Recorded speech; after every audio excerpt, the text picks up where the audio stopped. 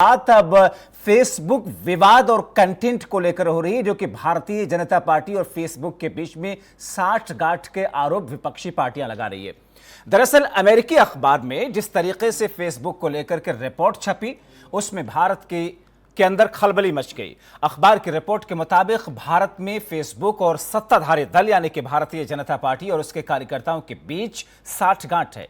Report के मुताबिक BJP और उससे जुड़े लोगों के हेट स्पीचेस को लेकर के फेसबुक किसी तरह से ना कोई कार्रवाई करता है, ना उस पर आपत्ति जताता है, बल्कि उल्टा फेसबुक नर्म रुख अख्तियार करता है बीजेपी और उसके नेताओं के हेट स्पीच पर। अखबार के इस दावे के बाद विपक्ष ने सरकार पर हमला बोलना शुरू कर दिया। राहुल गांधी और प्रियंका गांधी ने मोदी सरकार पर इस रिपोर्ट के बाद में निशाना साधा।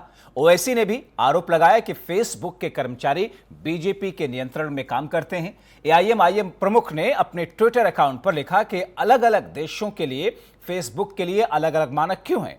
ये किस तरह का निष्पक्ष मंच है? ये रिपोर्ट बीजेपी के लिए नुकसानदायक है। अब समय आ चुका है कि बीजेपी के फेसबुक के साथ में संबंधों का खुलासा हो, लेकिन अखबार की रिपोर्ट को फेसबुक ने सिरे से खारिज कर दिया।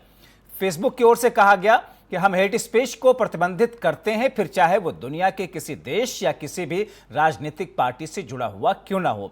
मगर अमेरिकी अखबार द जर्नल ने जिस तरीके से रिपोर्ट छापी, उसके पीछे का मतलब क्या है और उसको लेकर के क्या कुछ कहा जा रहा है, क्योंकि इस बीच में भारत के अंदर फेसबुक के एक आला अधिकारी ने एक मामला भी दर्ज कराया है, एक शिकायत दी है कि उनको प्रताड़ित करने के साथ साथ में उनको नुकसान पहुंचाने की धमकियां मिल रही हैं, पक्षपात का आरोप लगाने के साथ साथ। हमारे सहयोगी अमित दुबे हमारे साथ इस वक्त जुड़े हुए हैं। अमित, अमेरिका के एक अखबार की रिपोर्ट और भारत में उसका असर, राहुल गांधी, प्रियंका गांधी, असदुद्दीन ओवैसी से लेकर के सभी लोग सरकार को घेरने की कोशिश, मगर इन तमाम चीजों पर सबसे पहले यह जानना चाहेंगे कि फेसबुक की सफाई क्या है। और इस बीच में दिल्ली में ऐसी भी खबरें हैं कि एक शिकायत दर्ज कराई गई है फेसबुक के एक अधिकारी की तरफ से कि इन आरोपों के साथ साथ में उनको जान का खतरा और उनको धमकियां मिल रही हैं। जी बिल्कुल, देखिए खासतौर पे अमेरिकी अखबार में खबर आने के बाद जो है, खास चाहे राहुल गांधी के ट्वीट की बात करें या प्रियंका गांधी की बात करें, लगातार जो है फेसबुक पे आरोप लगा रहे हैं।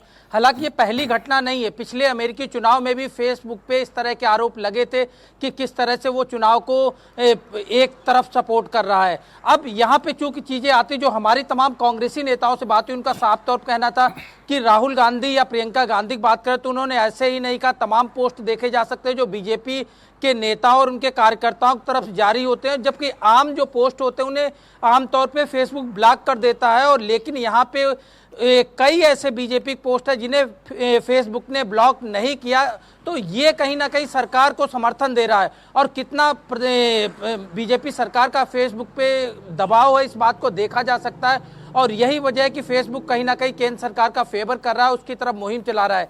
जहां तक शिकायत की बात है तो जाहिर तौर पे यहाँ पे शिकायत दर्ज की गई है, लेकिन सबसे बड़ी चीज की विवाद अभी तक जो आरोप लगते थे केंद्र सरकार के ऊपर, वो सिर्फ इस बात को लेकर लगते थे कि मीडिया के ऊपर कहीं ना कहीं सरकार का दबाव और मीडिया को जो है असलियत नहीं दिखा पा रहा है। लेकिन अब सोशल मीडिया पे भी ये बात पहुंच गई है और इसे लेके तमाम तथ्य भी सामने रखे जा रहे हैं। समझा जा सकता है कि आने वाले दिनों में और ये विवाद कितना ज्यादा तूल पकड़ेगा, मेन स्ट्रीम की मीडिया हो या फिर सोशल मीडिया को लेकर के अब राजनीतिक पार्टियों के बीच में, खासतौर पर सत्ता पक्ष और विपक्ष के बीच में एक रार देखने को मिल रहा है। बहुत शुक्रिया अमित इन तमाम जानकारी के लिए।